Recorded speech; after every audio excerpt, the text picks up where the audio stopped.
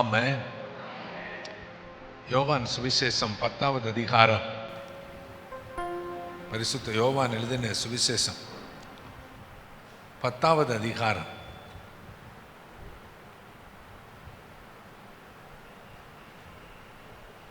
நான்காவது வசனம்.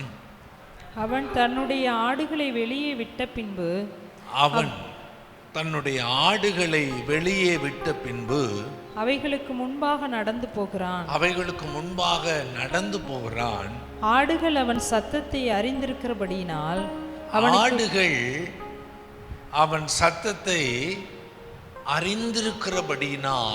அவனுக்கு பின் செல்லுகிறது. எனக்கு அருமையான தேவனுடைய பிள்ளைகளே, இந்த 10வது அதிகாரம் முழுவதும் ஒரு மேய்ப்பனுக்கும் அவனுடைய ஆடுகளுக்குமான அந்த உறவை வேதம் நமக்கு சொல்லி தருகிறது.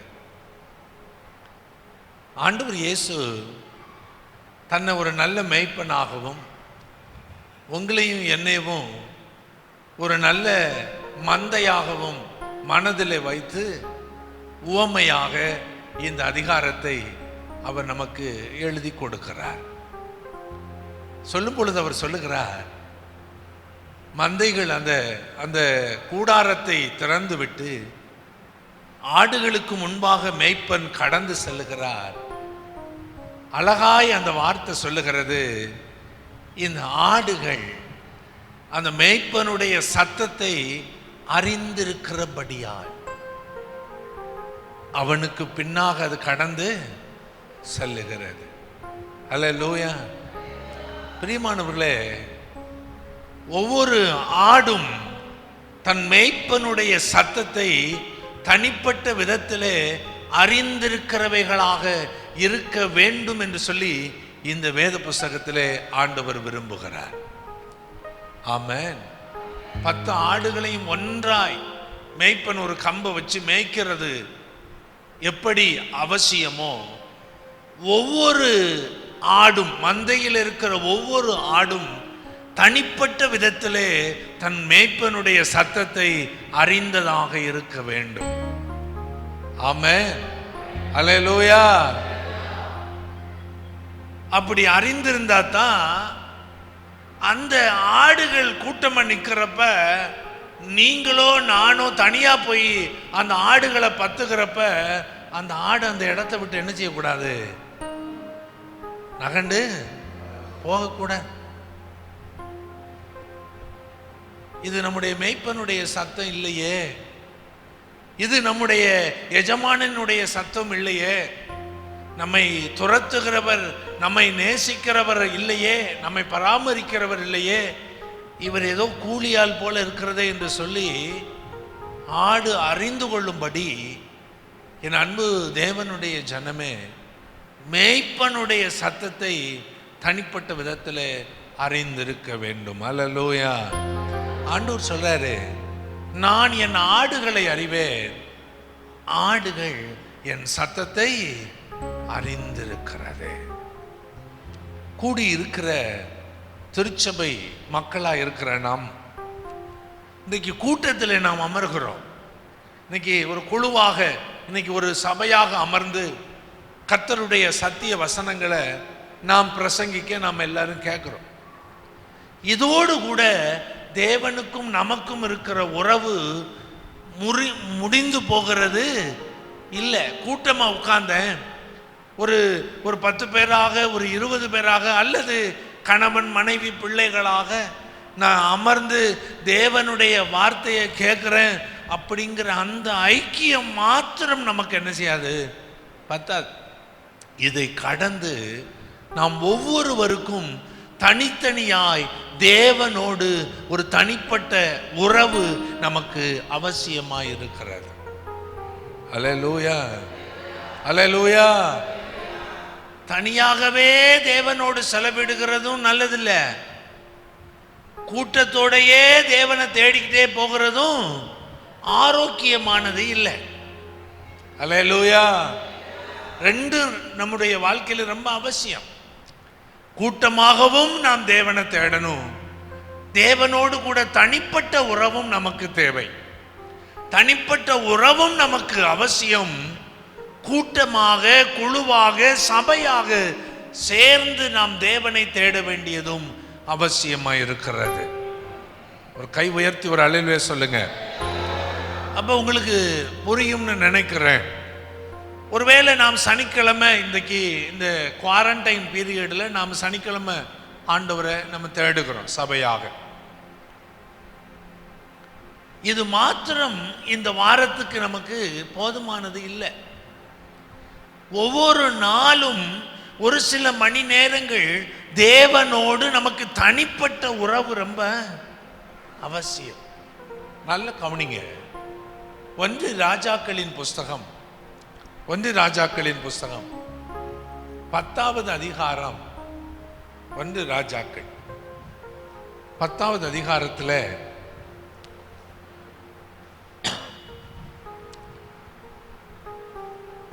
5வது வசனத்தை நம்ம வாசிப்போம். அவன் பந்தியின் போஜன பதார்த்தங்களையும் அவன் ஊழியக்காரரின் வீடுகளையும் அவன் உத்தியோகஸ்தரின் வரிசையையும் அவர்கள் வஸ்திரங்களையும் அவனுடைய பானபாத்திரக்காரரையும் அவன் கர்த்தருடைய ஆலயத்துக்குள் பிரவேசிக்கும் நடை மண்டபத்தையும் கண்டபோது அவள் ஆச்சரியத்தால் பிரமை கொண்டு. இப்ப ஆண்டவர் சாலமோனுக்கு கொடுத்த விசேஷித்த ஞானம், அவனுடைய கீர்த்தி சகல தேசத்திலேயும் பேசப்படுகிறது. அவருடைய அந்த பஞ்சாயத்து பண்ணுகிற விதம், அந்த தேசத்தை அவர் நடத்துகிற விதம், அந்த தேசத்தில் இருக்கிற செல்வ செழிப்பு, அந்த சாலமோனுக்கு கர்த்தர் அருளின இந்த ஞானத்தை கேள்விப்பட்டு சேபா என்கிற ஒரு நாட்டில் இருக்கிற ராஜஸ்திரி, ஒரு ஸ்திரீ, அரண்மனையிலே முக்கியமான பொறுப்பில் இருக்கிற அந்த ஸ்திரீ தான் கேள்விப்பட்டது எந்த அளவுக்கு உண்மை என்பதை அறிந்து கொள்ளும்படி அவள் இந்த தேசத்துக்குள்ளே கடந்து வருகிறாள். அதுதான் 1 ராஜாக்கள் புஸ்தகம் 10வது அதிகாரத்திலே நாம் முதல் வசனத்தை வாசிப்போம்னா நம்ம தெரிஞ்சு கொள்வோம். கர்த்தருடைய நாமத்தை குறித்து சாலமோனுக்கு உண்டாயிருந்த கீர்த்தி சேபாவின் ராஜஸ்திரிக்கு கேள்வியான போது அவள் விடுகதைகளினால் அவனை சோதிக்கிறதற்காக மிகுந்த பரிவாரத்தோடும் கந்தவர்க்கங்களையும் மிகுதியான பொன்னையும் இரத்தினங்களையும் சுமக்கிற ஒட்டகங்களோடும் எருசலேமுக்கு வந்தாள். அவள் சாலமோனிடத்தில் வந்தபோது தன் மனதில் இருந்த எல்லாவற்றையும் குறித்து அவனிடத்தில் சம்பாஷித்தாள். அல்லேலூயா. தேவ பிள்ளைகளே, இந்த சேபா நாட்டு அந்த ராஜஸ்திரீ தன்னுடைய தேசத்தில் கேள்விப்பட்டதை, தான் சாலமோனை குறித்து மக்கள், மற்ற மனிதர்கள் பேசுகிற, அதிகாரிகள் பேசுகிற அந்த செய்திகளை அறிந்தவளாய், இது நெசமா பொய்யா, இது இன்னும் சிறப்பானதா, என்ன எப்படிப்பட்டது அப்படின்னு பார்க்கும்படி மிகுதியான பரிசு பொருட்களோடு அவள் அந்த தேசத்துக்கு கடந்து வந்து அங்கே அவள் தான் கேள்விப்பட்டதை சம்பாதித்து கொண்டிருக்கிறாள். 10வது அதிகாரத்தில் 6வது வசனமும் 7வது வசனத்தை நம்ம வாசிக்கிறப்ப அவள் விடுகதையாய் சாலமோனுக்கு சில வைக்கிற பொழுது 3வது வசனம் சொல்லுகிறது, சாலமோன் அவள் கேட்டவைகளை எல்லாம் விடுவித்தால் அவளுக்கு விடுவிக்க கூடாதபடிக்கு ஒன்றாகிலும் ராஜாவுக்கு மறைபொருளாக இருக்கவில்லை. இந்த அம்மா வந்து சாலமோனுக்கு அவ்வளவு ஞானமா இருக்கு, சாலமோனை பற்றி அவ்வளவு பிரபலமா பேசுற அளவுக்கு இவர் அவ்வளவு சிறப்பானவரா, போய் பார்க்கலான்னு வந்து தான் என்னவெல்லாம் யோசித்தார்களோ, தான் என்னவெல்லாம் அறிந்திருந்தார்களோ அது எல்லாம் உண்மையாய் இருக்குமோ என்று சொல்லி அவள் பல விதத்திலே விடுகதைகளோடு அந்த சாலமோனோடு சம்பாஷிக்கிறாள். அல்லேலூயா. அந்த வேத பகுதி உங்களுக்கு புரியுதா நான் சொல்றது உங்களுக்கு புரியுதா? சரி. இப்ப கேள்விகளால் கேட்டுக்கொண்டிருக்கிறப்ப இவளுக்கு மறைவானது எதுவுமே இல்லாதபடி, ஐயோ எனக்கு இது தெரியலையே என்று சொல்லக்கூடாதபடி சாலமோனாலே இவளுடைய விடுகதைகள் எல்லாம் அவிழ்க்கப்பட்டது. ஆமென். நீ ஆச்சரியப்பட்டார். இப்ப வாசிப்போம், 6வது வசனத்தை வாசிப்போம். ராஜாவை நோக்கி, உம்முடைய வர்த்தமானங்களையும் உம்முடைய ஞானத்தையும் குறித்து நான் என் தேசத்தில் கேட்ட செய்தி மெய்யாயிற்று. நான் வந்து அதை என் கண்களால் காணும் மட்டும் அந்த வார்த்தைகளை நான் நம்பவில்லை. இவைகளில் பாதியாகிலும் எனக்கு அறிவிக்கப்படவில்லை என்று காண்கிறேன். நான் கேள்விப்பட்ட பிரஸ்தாபத்தை பார்க்கிலும் உம்முடைய ஞானமும் செல்வமும் அதிகமாயிருக்கிறது. அல்லேலூயா. இந்த அம்மா ஆச்சரியப்பட்டு சாலமோனை பார்த்து சொல்றாங்க, நான் உங்களை கேள்விப்பட்டேன், உங்களை குறிச்ச வார்த்தைகள் எல்லாம் அங்க சொல்லப்பட்டது. ஆனா நான் கேள்விப்பட்டதை விட நான் உங்களை நேர பார்க்குறப்ப நீங்க இன்னும் சிறப்பானவங்களா இருக்கிறீங்க. என் தேசத்துல உங்களை குறித்து நான் என்ன அறிந்திருந்தேனோ, எனக்கு உம்மை பற்றி என்ன அறிவிக்கப்பட்டதோ அதை விட இன்னும் சிறப்பானவராக மேன்மைக்குரியவராக நீர் இருக்கிறதை நான் அறிந்து ஆச்சரியப்படுகிறேன் என்று சொன்னாங்க. அல்லேலூயா. சொல்லிட்டு அவங்க என்ன சொன்னாங்களா, இந்த வார்த்தைகளை சொல்லும்போது நான் நம்பல, எல்லாரும் சொல்லும்போது நான் என்ன செய்யல, நம்பல. நான் உங்கள்கிட்ட பார்த்ததுல பாதிய கூட யாரும் எனக்கு என்ன செய்யல சொல்லல. இந்த வார்த்தைகள் எல்லாம் நீங்க கொஞ்சம் கவனிங்க எனக்கு அன்பானவர்களே. உங்களை பற்றி பேசும்போது எனக்கு தெரியல, இப்ப நான் உங்களை அறிந்து கொண்டப்ப எனக்கு அறிவித்தவைகளில் நீங்க நான் பார்த்தவைகளில் பாதி கூட எனக்கு அங்க என்ன செய்யப்படல, சொல்லப்படல. நீர் அவ்வளவு சிறப்பானவராயிருக்கிறீர். அல்லேலூயா. என் அன்பு தேவனுடைய பிள்ளைகளே, நம்முடைய ஆண்டவராகிய இயேசு கிறிஸ்துவை குறித்து இந்த சாட்சியும் இதைவிட சிறப்பானதாகவே என்ன செய்கிறது, இருக்கிறது. ஆண்டவரே,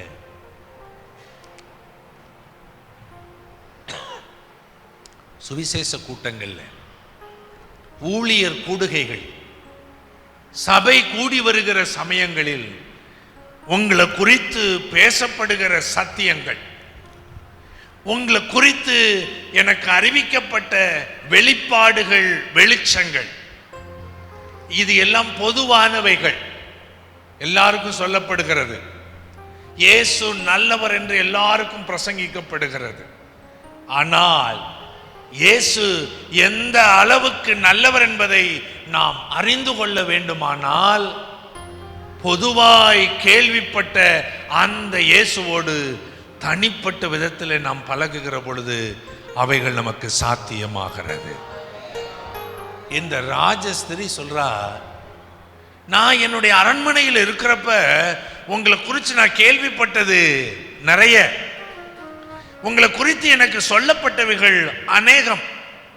ஆனா இங்கே நான் உங்களை நேரடியாய் பழகுகிற பொழுது, உங்களை தனிப்பட்ட விதத்தில் சந்திக்கிற பொழுது நான் கேள்விப்பட்டதை விட அதிகமானவர் என்பதை நான் அறிந்திருக்கிறேன். என் அன்பு தேவ பிள்ளைகளே, ஆண்டவரோடு கூட அந்த ஐக்கியம் பொதுவாய் நாம் தேவனை அறிந்திருக்கிற விதத்தை விட தனிப்பட்ட விதத்திலே நாம் தேவனை சந்திக்கிற பொழுது இதைவிட ஆச்சரியமானவைகள் நமக்கு காத்திருக்கிறது என்பதை நாம் மறந்துவிடக் கூடாது. அல்லேலூயா, அல்லேலூயா. எப்படி தேவ பிள்ளைகளாய் இருக்கிற நமக்கு ஒரு கூட்டத்தோடு தேவனை சந்திக்கும்படியான ஒரு வாய்ப்பை நாம் ஏற்படுத்தி வைத்திருக்கிறோமோ, அதை போலவே தனிப்பட்ட விதத்திலேயும் நாம் தேவனை சந்திக்கிற ஒரு பாக்கியத்தை நாம் பெற்றவர்களாய் இருக்க வேண்டும். பிரதர், என் அன்பு சகோதரனே, சகோதரியே, ஞாயிற்றுக்கிழமை சனிக்கிழமை தேவனுடைய ஆலயத்தில் சந்திக்கிறதோடு மாத்திரம் தேவனுக்கும் நமக்கும் இருக்கிற உறவு முடிந்து போகிறது இல்ல, போகக்கூடாது. அல்லேலூயா, அல்லேலூயா. பரிசுத்த லூக்கா எழுதின சுவிசேஷத்துக்குள்ள வருவோம். 19வது அதிகாரம். பரிசுத்த லூக்கா எழுதின சுவிசேஷம் 19வது அதிகாரம் முதல் வசனத்தை கூட நாம் வாசிக்க கேட்போம். அவர் எரிகோவில் பிரவேசித்து அதன் வழியாய் நடந்து போகையில் ஆயக்காரருக்கு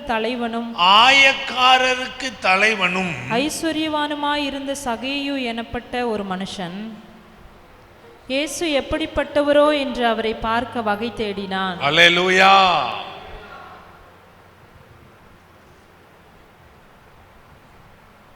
ஐஸ்வர்யவான் ஆயக்காரர்களுக்கு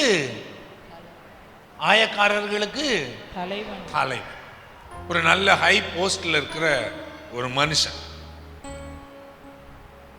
இயேசு எரிகோவில், எருசலேம் நகரத்தில், கலிலேயா கடல்ல, திபேரியா கடல் ஓரமா, அவர் அந்த நகரங்கள்ல, அந்த தேசத்தின் நடுவிலே அவர் செய்த மகத்தான காரியங்களை கேள்விப்பட்ட சகேயு, இவருக்கு அந்த ஊர்ல நடந்தது, பக்கத்து ஊர்களில் நடந்த செய்தி, இயேசுவாலே செய்யப்பட்ட அற்புதங்களை எல்லாம் கேள்விப்பட்டவருக்கு இப்ப மனதில் என்ன ஆசை?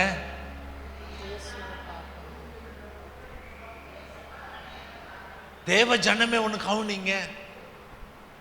சங்கீதம் 34வது அதிகாரத்திலே சங்கீதக்காரன் சொல்லுகிறார், கர்த்தர் நல்லவர் என்பதை நீங்கள் கேள்விப்பட்டதோடு நின்று விடாதீர்கள். அவர் பெரியவர் என்பதை கேள்விப்பட்டதோடு நின்று விடாமல் அவர் நல்லவர் என்பதை நீங்கள் தனிப்பட்ட விதத்தில்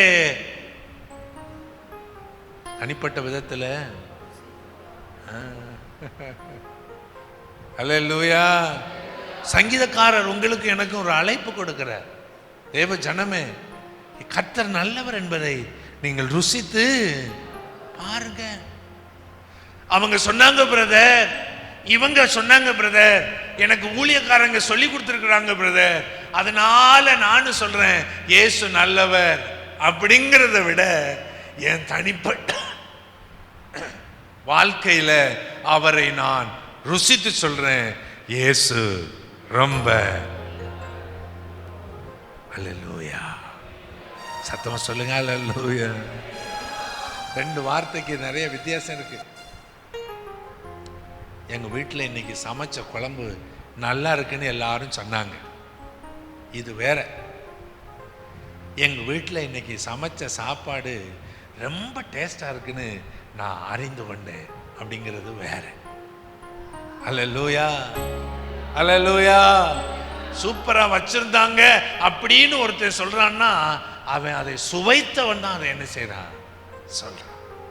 இப்ப கவனிங்க, ஐஸ்வர்யத்துக்கு குறையில்லை, அதிகாரத்திலையும் நல்ல ஒரு ஹை போஸ்ட்ல இருக்கிற ஆயக்காரர்களுக்கு வரி வசூலிக்கிற அந்த அதிகாரிகளுக்கு இவர் தான் லீடர். இவருக்கு என்ன ஆசைனா, இயேசு எப்படிப்பட்டவரோ என்று அவரை பார்க்க வகை தேடினான். அல்லேலூயா. இப்ப அந்த தெருவில் வர்றாரு. நம்ம ஊர்ல இயேசு வருகிறாருங்கிற செய்தி தெரிஞ்ச உடனே இவரை தனிப்பட்ட விதத்தில் எப்படியாவது நம்ம பார்க்கணும். உண்மையிலேயே இவரை குறித்து கேள்விப்பட்டவைகள் எல்லாம் அவர் எப்படிப்பட்டவர் என்கிறத நம்ம கேள்விப்பட்டிருக்கிறோம். அது எந்த அளவுக்கு உண்மையாக இருக்கிறது என்பதை பார்க்கும்படி வேதம் சொல்லுகிறது, அவன் குள்ளனானபடியினால் ஜனக்கூட்டத்தில் அவரை காணக்கூடாமல் அவர் போகும் வழியில் முன்னாக ஓடி, அவர் போகிற வழியிலே முன்னாக ஓடி அவரை பார்க்கும்படி ஒரு காட்டத்தி மரத்தில் ஏறினார். அல்லேலூயா. தேவ ஜனமே, என் அன்பு தேவ பிள்ளைகளே, தேவனை குறித்து பொதுவாய் கேள்விப்பட்ட சகையுக்கு தனியாக அவரை சந்திக்க வேண்டும் என்கிற ஆவல், அவரை குறித்து நாம் அறிந்திருக்கிறவைகளை எப்படிப்பட்டவைகளாய் இருக்கிறது என்பதை உணர்ந்து கொள்ளும்படி ஒரு தனியான ஒரு சந்திப்புக்குள்ளே கடந்து போகிறார் இந்த சகையு. நான் உங்களுக்கு சொல்றேன்,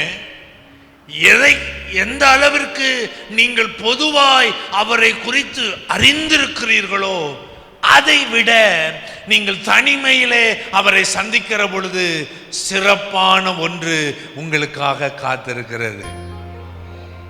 அல்லேலூயா, அல்லேலூயா. சாலமோனை குறித்து அந்த ராஜஸ்திரீ பொதுவாய் கேள்விப்பட்ட பொழுது அவளுக்கு இருந்த பிரமிப்பை விட, ஆச்சரியத்தை விட, அவரை தனியாக சந்திக்கிற பொழுது அவளுக்கு ஆச்சரியத்தின் மேல் ஆச்சரியம் காத்திருந்தது. ஆமென், அல்லேலூயா.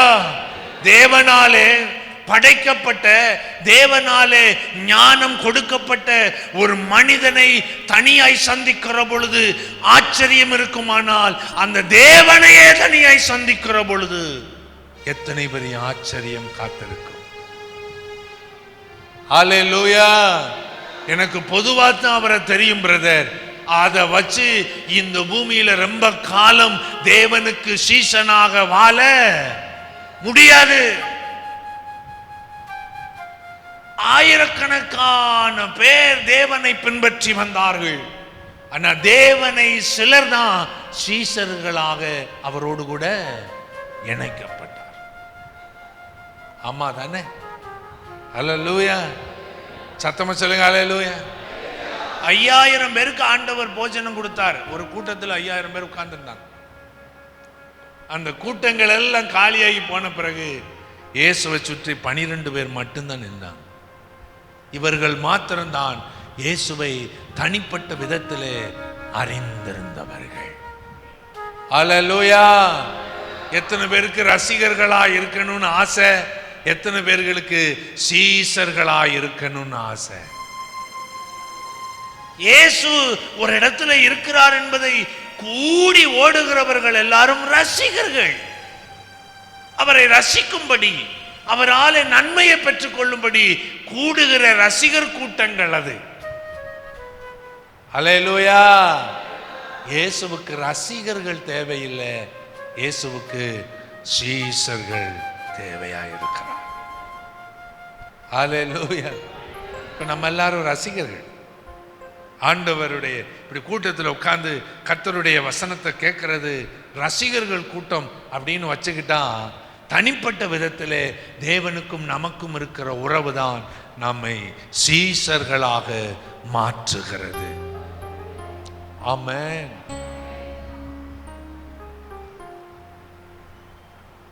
சகையு மரத்தில் ஏறி அந்த அந்த உயரமான இடத்துல இருந்து இயேசு வருகிறத அவர் பார்க்குறார்.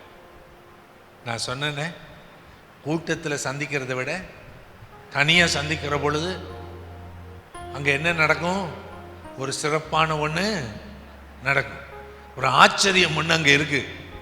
அங்கே தேவனுடைய நன்மை என்பதை பொக்கிஷமாக அங்கே இருக்கிற, சற்றும் எதிர்பார்க்கல இந்த சகை. என்ன நடந்துச்சான்? வாசிப்போம் தொடர்ந்து. இயேசு அந்த இடத்தில் வந்தபோது அண்ணாந்து பார்த்து அவனை கண்டு, சகையுவே, நீ சீக்கிரமா இறங்கி வா, இன்றைக்கு நான் உன் வீட்டிலே தங்க வேண்டும் என்றார். அல்லேலூயா. ஆச்சரியத்தை பாருங்க. சாலமோன் வீட்டுக்கு வந்த அந்த அம்மா சொல்லிச்சு, உங்களை குறித்து நான் கேள்விப்பட்டதுல பாதி கூட என்ன இல்லை, நான் கேள்விப்படல. நம்ப முடியாத அளவிற்கு உமக்கு கர்த்தருடைய ஞானம் இருக்கிறது என்பதை தனிப்பட்ட விதத்திலே அந்த அம்மா அவரோடு பழகின பொழுது சொன்னாங்க. இங்கே இயேசு இந்த சகையுவை தனிப்பட்ட விதத்தில் பார்த்து சொன்னார், சகையு, இன்றைக்கு நாம் உன் வீட்டுக்கு என்ன செய்யணும்? வரணும், இறங்கு இறங்கு. வழிநடுக போகிற ஆண்டவர் ஏதோ ஒரு காரியமாய் ஜனங்களுக்கு பிரசங்கித்து சுகமளித்து கொண்டு அந்த பாதை வழியாக போகிற அந்த ஆண்டவர் இயேசுவுக்கு சகை வீட்டுக்கு போக வேண்டும் என்கிற ஆசையும், அந்த சகையுக்கு திக்குமுக்காட பண்ணும்படியான ஒரு ஐக்கியமும் வருவதற்கு காரணம் சகையினுடைய மனதில் இருந்த தனிப்பட்ட சந்திப்பு. எனக்கு அன்பானவர்களே, அல்லேலூயா, அல்லேலூயா, சத்தமா சொல்லுங்க, அல்லேலூயா. ஆச்சரியத்துக்கு மேலே ஆச்சரியம். ஆண்டவர் அந்த வீட்டுக்கு வந்த வேதம் சொல்லுகிறது, அவர் சீக்கிரமா இறங்கி சந்தோஷத்தோட அழைத்து கொண்டு போனார். சீக்கிரமா இறங்கி சந்தோஷத்தோட சந்தோஷத்தோட ஒரு பிரமிப்பு, ஒரு மகிழ்ச்சி, ஒரு சந்தோஷம், ஒரு ஆரவாரம், ஒரு இனம் புரியாத துள்ளல் ஒரு தேவ பிள்ளைக்கு எப்ப வரும்னா தேவனோடு இருக்கிற தனிப்பட்ட உறவுல தான் வரும். அல்லேலூயா, அல்லேலூயா. தேவனை தனியாக சந்தித்தவன் பேசுகிற வார்த்தைக்கும் தேவனை கூட்டமா அறிந்திருக்கிறவன் பேசுகிற வார்த்தைக்கு நிறைய நிறைய வித்தியாசம் இருக்கிறது. அல்லேலூயா, அல்லேலூயா. வேதம் சொல்லுகிறது, எவன் தேவனிடத்தில் அதிக மன்னிப்பு பெற்றிருக்கிறானோ அவன் தேவன் மேலே அதிகமான பிரியமுள்ளவனாக இருக்கிறான். அந்த வீட்டுக்கு ஆண்டவர் போகிறார். பேசிட்டு ஆண்டவர் அந்த இடத்துல நிற்கிறப்ப ஆண்டவர் ஒண்ணுமே சொல்லலை. சகேயு சொல்றாரு, ஆண்டவரே, என் ஆஸ்திகளில் பாதிய, எனக்கு இருக்கிற நான் சேமித்து வைத்திருக்கிற அந்த வருமானத்தில் பாதிய நான் ஏழைகளுக்கு கொடுக்கிறேன்.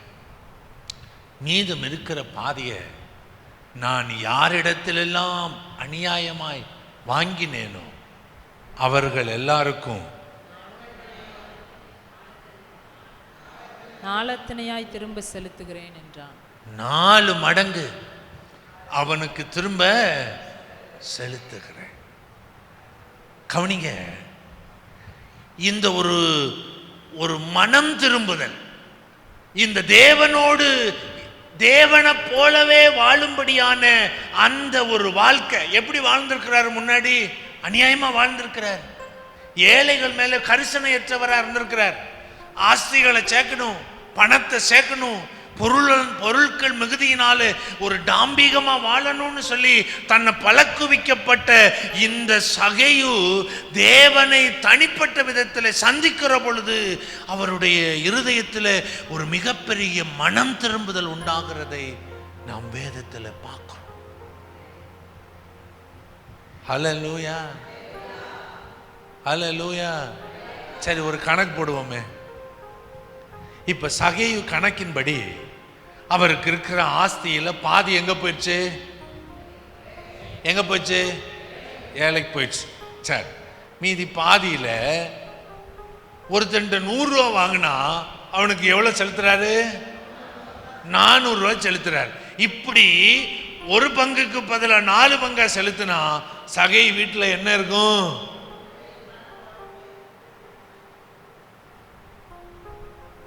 ஒத்தையா ஒருத்தன் 100 ரூபாய் அநியாயமா வாங்கி 1000 ரூபாய் அநியாயமா வாங்கி சேர்த்ததெல்லாம் இப்ப என்ன செஞ்சிருச்சு? பிரிக்கப்பட்டு பாதி ஏழைக்கு போயிடுச்சு. இப்ப மீதி இருந்ததெல்லாம் 4 பங்கா ஒவ்வொருத்தருக்கு என்ன செய்யப்படுது? கொடுக்கப்படுது. இப்ப சகை வீட்டுல என்ன இருக்கும்? சொல்லுங்கய்யா. ஒண்ணு இருக்காது. ஆனா சகையு இந்த வாழ்க்கையை என்ன செய்யறாரு? இப்ப விரும்புகிறார்.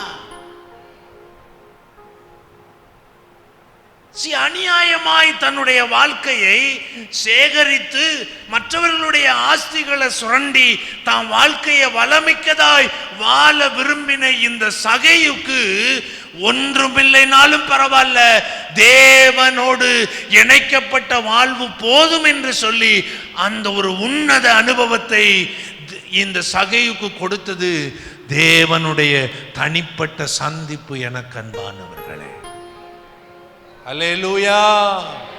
திருப்தி என்பது, தியாகம் என்பது, சீசத்துவ வாழ்க்கை என்பது கூட்டத்தில் நடக்கிறதல்ல, தேவனோடு தனிப்பட்ட விதத்திலே நாம் கொண்டிருக்கிற உறவை மையமாக கொண்டு இவைகள் நமக்கு சம்பவிக்கிறது. அல்லேலூயா. சத்தமா சொல்லுங்க அல்லேலூயா. இந்த சந்திப்பு ரொம்ப அவசியம் நம்முடைய வாழ்க்கையில. தினசரி இது தேவை உள்ள ஒன்றாயிருக்கிறது. குடும்ப ஜெபம் நாம் பண்றேன் பிரதர், அதுவும் கூட்டத்தோடு உள்ள உறவு தான். வீட்டு கூட்டங்கள்லாம் நடக்கிறப்ப நான் மிஸ் பண்றது இல்லை பிரதர், அதுவும் கூட்டத்தோடு நடக்கிற ஒரு சந்திப்பு தான். நீங்களும் ஆண்டவரும், நீங்களும் அங்கே தேவனும் ஆகிய ஒரு தனிப்பட்ட சந்திப்பு நம்முடைய வாழ்க்கையில் ஒரு பெரிய அசைவை உண்டாக்கும். ஆமென். அல்லேலூயா. சத்தமா சொல்லுங்க அல்லேலூயா. சத்தமா சொல்லுங்க அல்லேலூயா. தேவஜனமே, யாக்கோபு லாபான் வீட்டை விட்டு புறப்பட்டு வர்றார் பட பட்டாளங்களோடு. நூற்றுக்கணக்கான ஆயிரக்கணக்கான மக்கள் அவருக்கு பின்னாடி கடந்து வர்றாங்க. ஆடு மாடுகள், மிருக ஜீவன்கள், வேலைக்காரர்கள். வேதம் சொல்லுகிறது 2 பரிவாரங்களோடு அவர் கடந்து வர்றார். அப்போ அவருக்கு சொல்லப்படுது, நீங்க எப்படி புறப்பட்டு வர்றீங்களோ அதுபோல உங்களை சந்திக்கும்படி உங்க சகோதரனா இருக்கிற ஏசாவும் அங்க இருந்து என்ன செய்றாரு? பேர் அதிர்ச்சி. கொஞ்ச நாளா இப்பதான் 20 வருஷமா மாமா கடந்து என்ன செஞ்சாரு? மாமா யாக்கோபு என்ன செஞ்சாரு? ரொம்ப பார்த்துக்கிட்டாரா? மாமா 20 வருஷம் என்ன செஞ்சாரு? 20 ஆண்டுகள் இந்த யாக்கோபு லாபான் வீட்டில் மறக்க முடியாத நாட்கள். அப்பாட முடிஞ்சிருச்சுன்னு பெருமூச்சு விட்டு வந்தா, இப்ப 20 வருஷத்துக்கு முன்னாடி இருந்த பகையோடு யார் வர்றது? யார் வர்றது? இப்பதான் வந்தோம்னா இப்ப எதிர்த்தாப்புல யாக்கோபுக்கு தெரிஞ்சிச்சு, இதுல இருந்து இந்த துன்பத்திலிருந்து நம்ம விடுதலை ஆக்கப்படணும்னா எனக்கும் என் தேவனுக்கும் தனிப்பட்ட ஒரு சந்திப்பு எனக்கு தேவை. என்ன சொன்னார் தெரியுமா? அந்த யாப்போக்கு நதிக்கரையில தன்னுடைய வேலைக்காரங்க, தன்னுடைய ஆடு மாடுகள், தன்னுடைய மனைவி பிள்ளைகள் எல்லாரையும் இங்கே இருக்க வச்சுட்டு அந்த நதியை தாண்டி தேவனோடு கூட தனி ஆளாக போய் சந்திக்கும்படி அங்கே புறப்பட்டு போனார். அல்லேலூயா. சத்தமா சொல்லுங்க அல்லேலூயா. இரவு முழுவதும் தன்னுடைய சூழ்நிலை, தன்னுடைய பிரச்சனை, தனக்கு நேரிட போகிற அந்த மகா கொடிய துயரத்தை தேவனோடு அவர் பேசுகிறத நம்ம பார்க்கிறோம். பெரிய ஆச்சரியம் என்ன நடந்துச்சு? சந்திச்சாரு. அவர் சொன்னாரு, நீங்க என்ன ஆசீர்வதிக்கா விட்டால் ஒழிய நான் உங்களை போக விடுவதில்லைன்னு விடிய விடிய போராடுறாரு. அந்த தொடை சந்த கர்த்தருடைய தூதர் அதை சுலுக்கி விட்டதுனால அங்கு விடுவிக்கப்பட்டு யாக்கோபு அங்கே வர்றாரு. வந்தா ஒரு பெரிய ஆச்சரியம் காத்திருந்துச்சு. எந்த ஏசா அவரை கொலை செய்யும்படி பழைய அந்த எண்ணத்தோடு வந்த ஏசாவை அவர் சந்திக்கிற பொழுது அவர் அப்படிப்பட்ட ஏசாவை அங்க என்ன செய்யல, பார்க்கல. இவருக்கு சொல்லப்பட்டதெல்லாம் என்ன? உங்க அண்ணன் ரொம்ப கோபமா வர்றாரு, அவனும் ஒரு சில 100 ஆட்களோட வந்து ஒன்னு நிர்மூலமாக்கும்படி அங்கிருந்து கோபத்தோட புறப்பட்டு வர்றாரு, ரொம்ப ஆங்காரத்தோட வர்றாரு என்று சொல்லப்பட்ட உடனே பயந்த நடுங்கின இந்த யாக்கோபுக்கு ஒரு ஆச்சரியம் காத்திருந்துச்சு. தம்பியை பார்த்த உடனே ஏசா என்ன செஞ்சாரு? கட்டி பிடிச்சு உரளல. ஏண்டா சண்டால நீ இப்படி செஞ்சியேன்னு சொல்லல, நீ இப்படி ஒரு பாதக செயலை செஞ்சிட்டியேன்னு பலசதும் பேசப்படல. இருவரும் வெகு நேரம் என்ன செய்தார்கள்? எதனால வந்துச்சு பிரதர்? இந்த நேசம் எதனால வந்துச்சு? இந்த பகை எதனால மறந்துச்சு அப்படின்னா, யாக்கோபும் தேவனும் தனிப்பட்ட விதத்தில் சந்தித்ததினால அந்த உண்டான அந்த ஆசீர்வாதம். அல்லேலூயா. நான் திரும்ப உங்களுக்கு சொல்றேன், கூட்டத்திலே தேவனை நீங்கள் அறிந்திருக்கிறதை விட தனிமையிலே நீங்கள் அவரோடு செலவிடும் பொழுது இன்னும் சிறப்பானவைகளும் ஆச்சரியமானவைகளும் உங்களுக்கு காத்திருக்கிறது. ஆமென். அல்லேலூயா. அந்த கிருபையை கேளுங்க ஆண்டவரே. ஒரு 1/4 மணி நேரமாவது, ஒரு அரை மணி நேரமாவது தேவனோடு தனிமையிலே செலவிட பழகுங்கள் எனக்கு அன்பானவர்கள். சனிக்கிழமை இங்கே சர்ச்சுக்கு வந்துட்டோம். சாயங்காலம் இன்னைக்கு ஜெபம் இருந்தாலும் சரி இல்லைனாலும் சரி, வீட்டில் கூட்டமாக குடும்பமாக ஜெபிக்கிற ஜெபம் வழக்கமாக இருந்தாலும் நீங்கள் தனியாய் தேவனை சந்திக்க பழகணும். கொஞ்ச நேரம் ஜெபம் பண்ணி ஒரு 2 பாடல்களை பாடி அவரை ஸ்தோத்திரம் பண்ணி அவருடைய அந்த அபிஷேகத்தை, அந்த மென்மையான அந்த காற்றை, அந்த தொடுதலை நீங்கள் உள்வாங்குகிறவர்களாக, வாலிப தம்பிகள் தங்கச்சிகள், சிறு பிள்ளைங்க பெரியவங்க வயதானவங்க, இந்த பழக்க வழக்கத்துக்குள்ளே நீங்கள் கடந்து வர வேண்டியது அவசியமாயிருக்கிறது. அதைத்தான் சங்கீதக்காரன் சொல்றாரு, கர்த்தர் நல்லவர் என்பதை யாரோ சாப்பிட்டுட்டு வந்ததை கேட்க கூடாது. நம்ம வயிறு என்ன செய்யாது? நிறைஞ்சிருமா? சொல்லுங்க, நிறைஞ்சிருமா? நிறையாது. என் வயிறு நிறையணும்னா நான் என்ன செய்யணும்? தனிப்பட்ட விதத்தில் சாப்பிடணும். அல்லேலூயா, அல்லேலூயா. எங்க அம்மா சமைச்ச பிரியாணி நல்லா இருந்துச்சு பிரதர் அப்படின்னு சாப்பிடாதவன் சொல்றதை விட சாப்பிட்டவன் சொல்றது, அதுலதான் உண்மை இருக்கு. என் அன்பு தேவஜனமே, வேத புஸ்தகத்திலே ரூத்தை குறித்து நாம் ஒரு இந்த மையமான அடிப்படையில் வச்சு தியானித்து நம்ம முடிக்க போகிறோம். நமக்கு தெரியும், மோவாபிய தேசத்திலிருந்து அந்த அம்மா பெத்லகேமுக்கு வர்றாங்க. தன்னுடைய வறுமையின் நிமித்தமா அங்கே ஸ்திரீகள் எல்லாரும் காலையில் கதிர் பொறுக்கும்படி வேலைக்கு போகிற பொழுது அங்கே ஒரு வயல்ல இந்த அம்மா வேலைக்கு போறாங்க. எடுத்து வாசிப்போம். ரூத்தின் சரித்திரம் 2வது அதிகாரம். ரூத்தின் சரித்திரம் 2வது அதிகாரம்.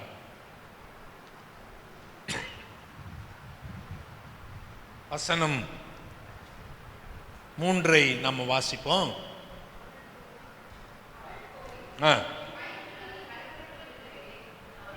பொறுக்கினால்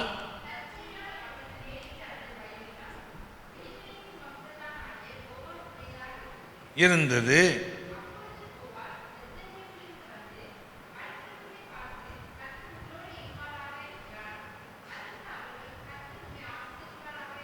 அல்லேலூயா. கவனிங்க. அவள் போய் வயல்வெளியில் அறுக்கிறவர்கள் பிறகே பொறுக்கினால் தற்செயலாய் அவளுக்கு நேரிட்ட அந்த வயல் நிலம் எலிமலேக்கின் வம்சத்தான் ஆகிய போவாசினுடையதாய் இருந்தது. அப்பொழுது போவாஸ் பெத்லகேமில் இருந்து வந்து அறுக்கிறவர்களை பார்த்து, யாரை பார்த்து? அப்படின்னா என்ன அர்த்தம்? வேலை செய்த, வசனத்தை பார்த்து சொல்லுங்க. வேலை செய்த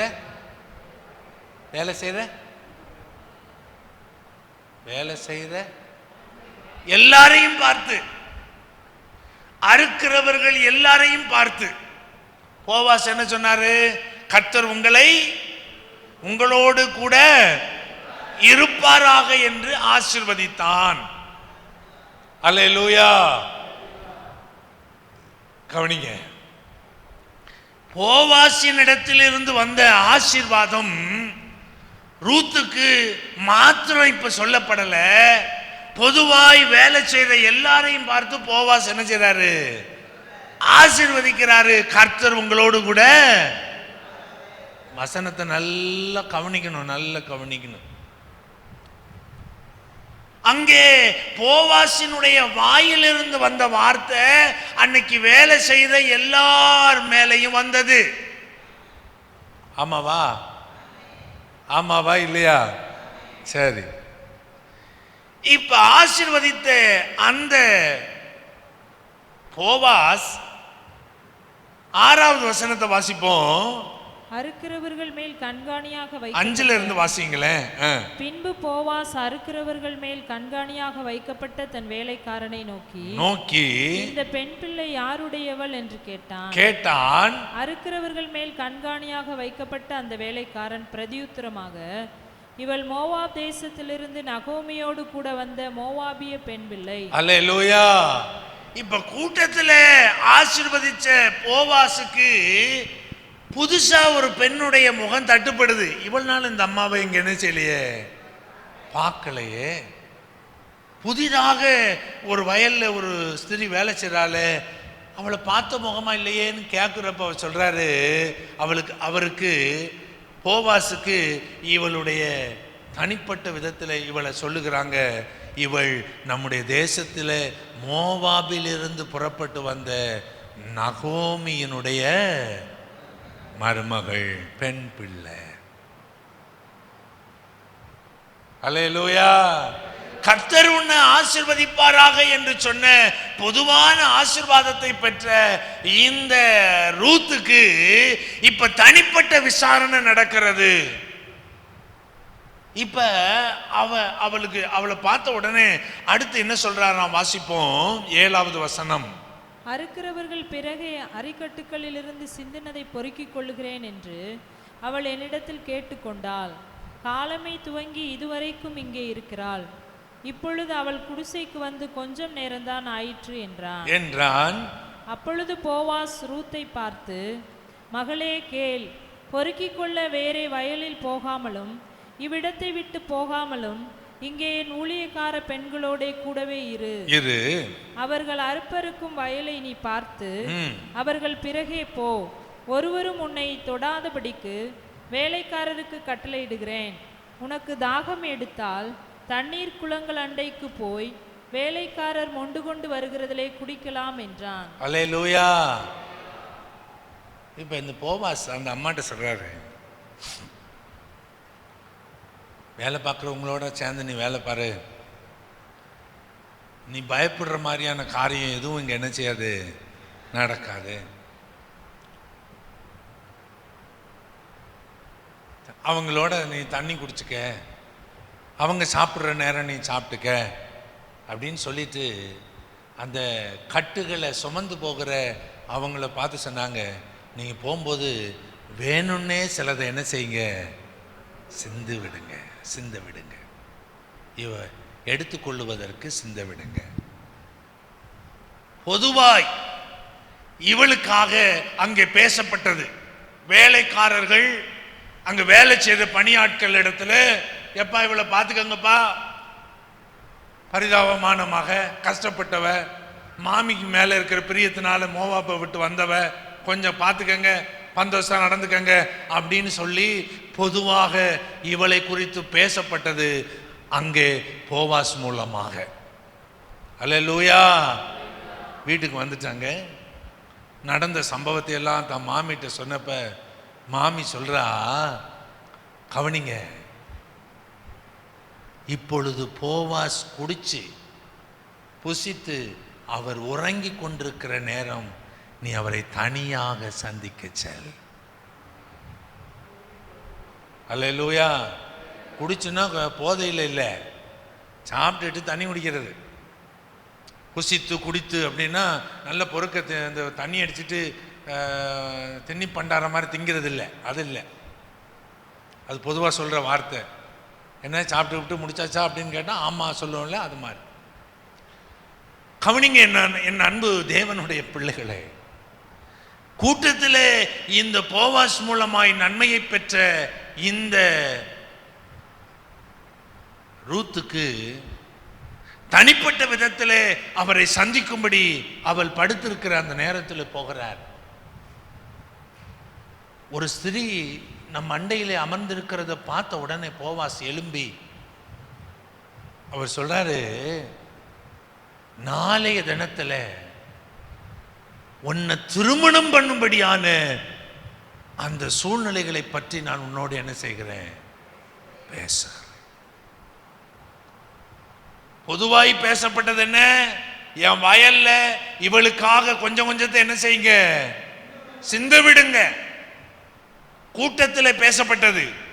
ஆனா தனிமையிலே இவள் போய் அவரை சந்திக்கிற பொழுது அங்கே அந்த போவாஸ் இந்த ரூத்திட்ட பேசின வார்த்தை என்னன்னா, உன் உத்தம குணம் எனக்கு பிடிச்சிருக்கு, உன்னை மனைவியாக்கி கொள்ள நான் பிரியப்படுகிறேன். ஆச்சரியம் இல்ல? சொல்லிட்டு என்ன செஞ்சாராம், வேதத்துல வாசிக்கிறோம், 3வது அதிகாரம் 15வது வசனத்தை வாசிப்போம்னா, அவன் அவளை நோக்கி, நீ போர்த்து கொண்டிருக்கிற போர்வையை விரித்து பிடி. அவள் அதை பிடித்த போது அவன் அதிலே 6 படி வார்கோதுமையை அளந்து போட்டு அவள் மேல் தூக்கிவிட்டு பட்டணத்திற்கு புறப்பட்டு வந்தான். கையை உயர்த்தி ஒரு அல்லேலூயா சொல்லுங்க. என் அன்பு தேவ பிள்ளைகளே, வயலிலே சிந்த விடுகிறதை புறக்கினவளுக்கு இன்றைக்கு 6 படி வார்கோதுமை அவளுக்கு கிடைக்கிறது என்றால், பொதுவாய் தேவனோடு தொடர்பு கொண்டிருந்த இவளுக்கு தனிப்பட்ட விதத்திலே அங்கே தேவனோடு தொடர்பு கொள்ளுகிற பொழுது உண்டான ஆசீர்வாதம். ஆமென். அல்லேலூயா. 1ம் 2ம் 10ம் 100மாக புறக்கினவளுக்கு இப்ப தன்னுடைய போர்வையில 6 படி வார்கோதுமைகள் ஒரே நேரமாய் கொட்டப்படுகிறது. சுமக்க முடியாத, மற்றொருவர் தூக்கிவிட்டு உதவி செய்யும்படியான ஒரு பெரிய ஆசீர்வாதம் இந்த ரூத்துக்கு எப்படி வந்துச்சு? தனிப்பட்ட விதத்திலே அவரை சந்தித்த பொழுது. உங்களுக்கு நான் சொல்றேன் என் அன்பு தேவ பிள்ளைகளே, சிந்த விடுகிறதிலே சிலவற்றை எடுக்கிறது தான் அந்த கூட்டத்தில் உள்ள அந்த உறவு.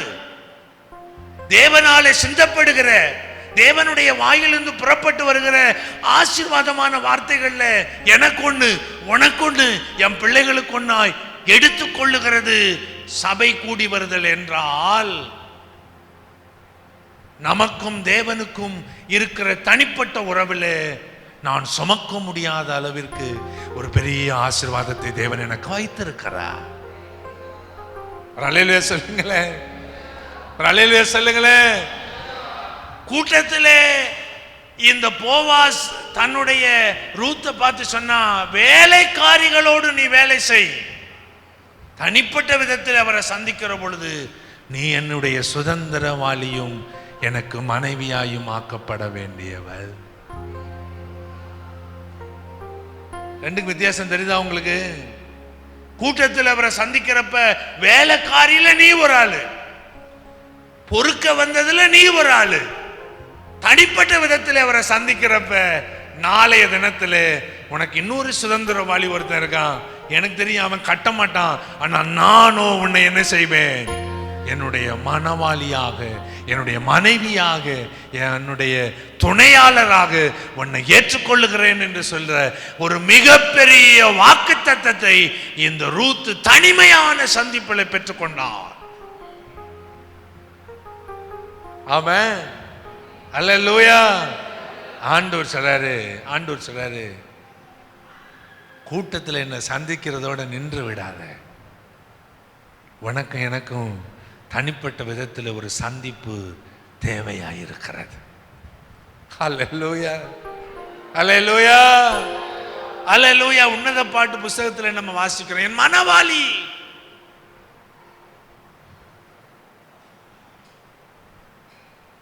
என்னுடைய லீலி புஷ்பம், மருதோன்றி பூங்கொத்து, கிச்சலி மரம், 10,000ங்களில் சிறந்தவர், வெண்மையும் சிவப்புமானவர் என்கிற அந்த தனிப்பட்ட அந்த உறவை தேவன் இன்றைக்கு எதிர்பார்க்கிறார். ஆமென். கோயிலுக்கு வந்தேன் பிரதர், வசனத்தை கேட்டேன் பிரதர், இங்க மூடினது தான் பைபிள். அடுத்த வாரம் என்னைக்கு வருதோ அப்ப திறக்கிறது தான். இல்ல இல்ல இல்ல, இதனால நீங்க பெரிய நன்மைகளை, ஆசீர்வாதங்களை பெற்றுக்கொள்ள முடியாது. சிந்த விடுகிறத பிறக்கிறதும், அவரால் விசேஷமா கொடுக்கிறத சுமக்கிறதும் வித்தியாசமானது. அல்லேலூயா, அல்லேலூயா. சிந்த விடுகிறத பிறக்குனா ஒரே இடத்துல சிந்திமா, இங்க ஒண்ணு அங்க ஒண்ணு, இங்க 7 அங்க 10 அங்க 100, இங்க அப்படிதான் சிந்த விடுவது. ஆனா ஒரே இடத்துல 6 படி வார்கோதுமைகள் சுமக்க முடியாதபடிக்கு இந்த ரூத்துக்கு கொடுக்கப்பட்டது அவரோடு கூட இருந்த தனிப்பட்ட சந்திப்பு. நினைச்சு நினைச்சு நினைச்சு பார்த்து நீங்க சந்தோஷம் அடைகிற அளவிற்கு உங்களுக்கு ஒரு விசேஷித்த நன்மையை தேவன் வைத்திருக்கிறார். நேசர் கூப்பிடுறாரு, என் மணவாளியே நீ வா, நாம் வயல்வெளிகளிலே நாம் இருவரும் சந்திப்போம். ஹல்லேலூயா. நேசத்தின் உச்சிதங்களை அங்கே தேவன் நமக்காக வைத்திருக்கிறார், மேன்மையை வைத்திருக்கிறார். சற்றும் எதிர்பாராத ஒரு நன்மை, ஒரு ஆசீர்வாதம், ஒரு ஆச்சரியம் சகையுக்கு காத்திருந்தது. ஆண்டவர் சொன்னாரு, சகையு உன் வீட்டுல நான் தங்க விரும்புறேன். பதறி போய் நின்ற அந்த யாக்கோபுக்கு ஏசாவுக்குள்ளே இவ்வளவு பெரிய மாற்றம் நடக்கிறதுக்கு காரணம் யாக்கோபும் இயேசு கிறிஸ்துவும் உண்டான அந்த தனிப்பட்ட சந்திப்பு. அல்லேலூயா. சத்தமா சொல்லுங்க, அல்லேலூயா, அல்லேலூயா. சேபா நாட்டு ராஜஸ்திரி சாலமோனோடு இருந்த தனிப்பட்ட சந்திப்பில் அவனை அசைச்சது அந்த அந்த விசேஷித்த ஞானமும் அந்த தேவன் கொடுத்த அந்த பொக்கிஷம். அல்லேலூயா. ஒரு மனிதனால ஒரு தேவனால மனிதனுக்கு அருளப்பட்டவைகளே இவ்வளவு ஆச்சரியமா இருக்குமானால், அந்த தேவனையே ஒரு தேவ பிள்ளை தனியா சந்திக்கிற பொழுது ஆச்சரியமும் அதற்கு மேலானதுமே மறைந்திருக்கிறதா இருக்கிறது. அல்லேலூயா. ஆகையால நாம் இன்னைக்கு ஆண்டவரிடத்துல ஒரு வாக்குறுதியை பெற்றுக்கொள்ள போகிறோம். ஆண்டவர் இயேசு சொன்னாரு, யோவான் சுவிசேஷம் 8வது அதிகாரத்தில், நான் எப்பொழுதும் என் பிதாவுக்கு பிரியமானதையே செய்கிறபடியால் அவர் என்னை எப்பொழுதும் தனியா இருக்க விடுகிறது இல்லை. என்ன அழகான ஒரு ஸ்டேட்மெண்ட் பாருங்க. நான் அவருக்கு பிரியமானவன் மாத்திரம் இல்லை, அவரை விட்டு பிரியாதவனும் கூட. ஆண்டவர் சொன்னார், நான் ஆண்டவருக்கு பிரியமானவன் மட்டும் இல்ல, அவரை விட்டு பிரியாதவனும். நீங்க சொல்லுவீங்களா அப்படி? ஏசப்பா பார்த்து சொல்லுவீங்களா? ஏசப்பா தான் பிதாவை பார்த்து சொன்னாரு, நான் எப்பொழுதும் பிதாவுக்கு பிரியமானதையே. யோவான் 8வது அதிகாரம் 29வது வசனம். அதை மட்டும் வாசிட்டு நம்ம எல்லாரும் எளிமை நின்று ஜெபிக்க போகிறோம். என்னை அனுப்பினவர் என்னுடனே கூட இருக்கிறார். பிதாவுக்கு பிரியமானவைகளை நான் எப்பொழுதும் செய்கிறபடியால், பிதாவுக்கு பிரியமானதையே நான் எப்பொழுதும் செய்கிறபடியால் அவர் என்னை தனியே இருக்க விடவில்லை. அவர் என்னை தனியே இருக்க விடுகிறது. அவரே என்னை தனியா விட மாட்டேங்கிறார். நான் எங்க போனாலும் என் கூட தான் வருவேன்னு அவரே என்ன செய்றாரு? அடம் பிடிக்கிறார். அப்படித்தானே அந்த வார்த்தைக்கு அர்த்தம்? தனியே இருக்க விடுறது, தனியே இருக்க விடுறது இல்ல, தனியே இருக்க விடல. நான் எங்க இருக்கணும் அங்கதான் அவர் இருக்காரு, அவர் எங்க இருக்காரோ அந்த இடத்துல தான் நானும் இருக்கிறேன். இந்த ஒரு உறவும் இந்த ஒரு நேசத்துக்குள்ளேயும் தேவ பிள்ளைகள் கடந்து வந்தா அதுக்கு மிஞ்சினது இந்த உலகத்தில் எதுவுமே இல்லை.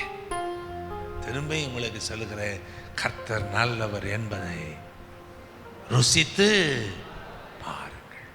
அவர் மேல் நம்பிக்கையாக இருக்கிற மனுஷன் பாக்கியம். எழும்பி நிற்போமா? Thank you Holi God. எல்லாரும் எழும்பி நின்று ஆண்டவருக்கு நன்றி செலுத்து. எத்தனை ஒரு ஆழமான உறவு! தனிப்பட்ட விதத்தில் பொதுவாக நாம் அறிந்திருக்கிற தேவனை நாம் தனிப்பட்ட விதத்தில் அறிய விரும்புகிற பொழுது, தனிப்பட்ட விதத்தில் அவரோடு நாம் நேரம் செலவிட புறப்படுகிற பொழுது, வேதம் சொல்லுகிறது, நீ பொதுவாய் அறிந்த பொழுது உனக்கு உண்டான ஆச்சரியங்களை விட நீ தனிமையில் அவரை சந்திக்கிற பொழுது உனக்கு உண்டான ஆச்சரியங்களுக்கு அளவில்லாமல் இருக்கும். குமாரனாகிய கிறிஸ்து சொன்ன, நான் அவருக்கு பிரியமானவன், அவரை விட்டு பிரியாதவன். அவருக்கு பிரியமானவன், அவரை விட்டு பிரியாதவன்.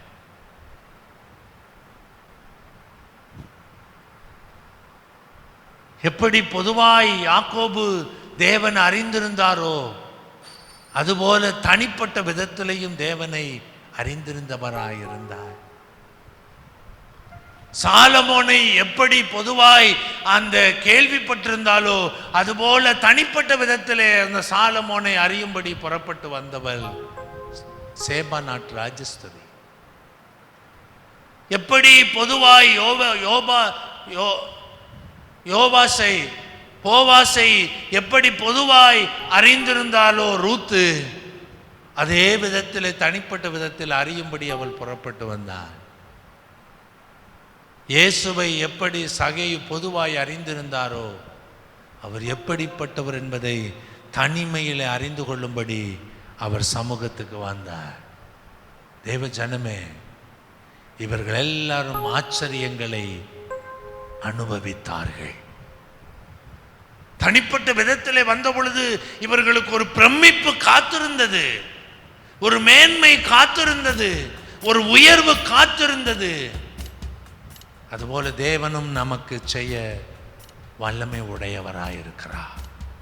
ஆண்டவருக்கு எல்லாரும் நன்றி செலுத்துங்க. ஆண்டவரே, வேதத்தை வாசிக்கிறோம், கர்த்தருடைய சமூகத்தில் நாங்கள் கூடி ஜெபிக்கிறோம், குழுவாக குடும்பமாக ஜெபிக்கிற பொழுது உம்மை நாங்கள் அறிந்திருக்கிறதை விட தனிப்பட்ட விதத்திலே நீர் நல்லவர் என்பதை, நீர் விசேஷித்தவர் என்பதை, நீர் சிறப்பானவர் என்பதை, நீர் உன்னதமானவர் என்பதை அறிந்து கொள்ளுகிற அந்த தனிப்பட்ட உறவு எனக்கும் உங்களுக்கும் இருக்கணும். ஆண்டவரே,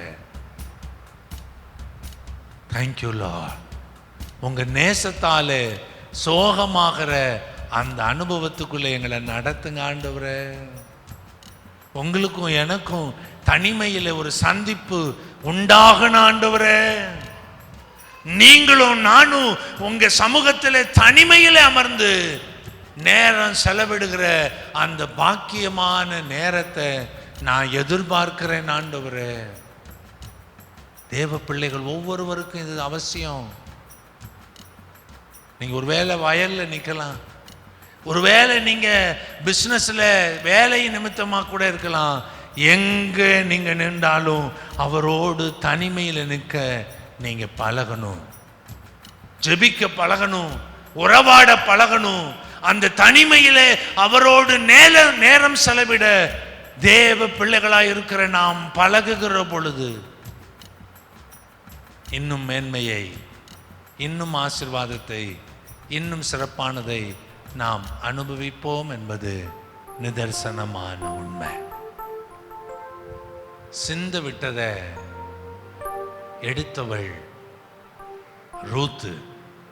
அதே சமயத்தில் சுமக்க முடியாத அளவிற்கு அவரால் ஆசீர்வாதத்தை தனிப்பட்ட விதத்தில் அனுபவித்தவள் ரூத். என் அன்பு தேவச்சனமே, கூட்டத்தில் கர்த்தரை தேடி அல்லேலூயா சோத்திரம் என்று சொல்லிட்டு புறப்பட்டு போகிறதோட தேவனுக்கு நமக்கு இருக்கிற உறவு இல்லாமல் தனிப்பட்ட விதத்திலையும் உங்களோடு இணைஞ்சு வாழ எங்களுக்கு உதவி செய்யும். அந்த நடத்துதலை தாங்க. அந்த உற்சாகம் உள்ள இருதயத்தை தேவன் எங்கள் ஒவ்வொருத்தருக்கும் தருவீராகன்னு நாங்கள் செபிக்கிறோம்.